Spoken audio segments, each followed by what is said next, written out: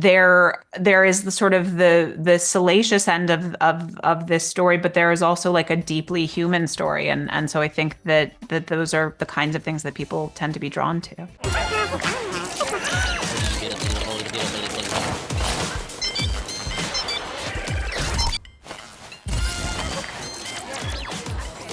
Hi guys, how are you? Doing well. How are you? I'm great. I'm great. Thank you for asking. And I have to say, I really enjoyed the show. What happened to me was that I started to watch it on one night and I finished on the next day. So I literally just like watched it on a whole run, right? So I was going to ask you, it's extremely enjoyable. And I wanted to ask you, why do you think these types of show we love them so much? Why do you think that is? That's such a great question. I think that we're drawn to stories where we maybe see ourselves and maybe we're afraid to see ourselves, or we're surprised to see ourselves.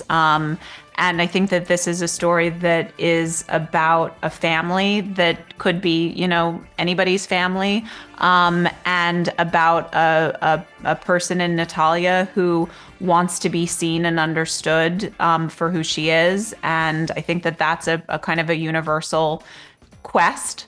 And so I think that there is the sort of the salacious end of this story, but there is also like a deeply human story, and so I think that those are the kinds of things that people tend to be drawn to. Yeah, and I really love that you have these different points of view. So when you think you are seeing and understanding one side of the story, then you have the other side that is completely different. What made you want to make it approach this in this way?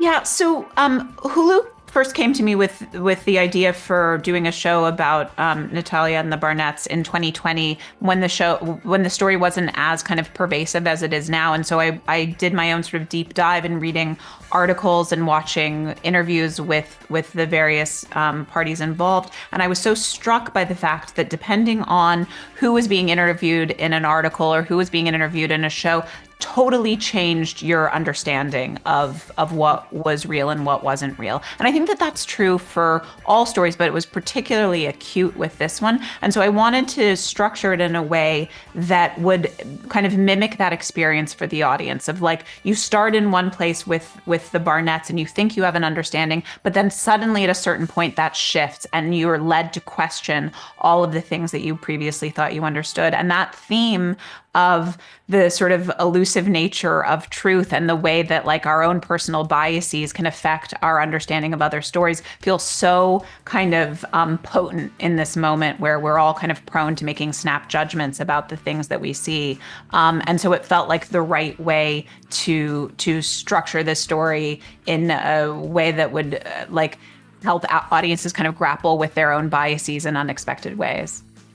Yeah, and well, finally, to wrap up, we have this, there's a focus you put the focus in the age thing, which is kind of like essential in a whole story. So what were the aspects where you're, okay, I'm going to put the focus here, here, and here. So what were those themes like for you guys?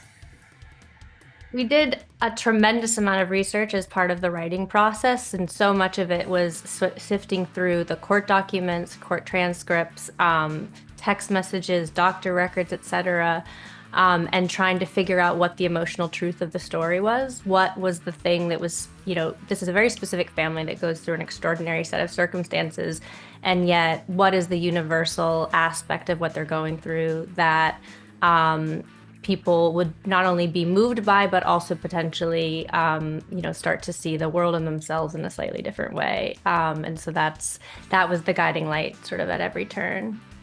Completely. Well, thank you guys so much for your time. Again, congratulations on the show. I think everyone is going to love it, especially here in Argentina as well. So congratulations, and really hope to see you in another junket. Thank you so much. I love your shirt. Oh, thank you. It's so cool. Star Wars it's really shirt. good. Thank you, guys. Bye.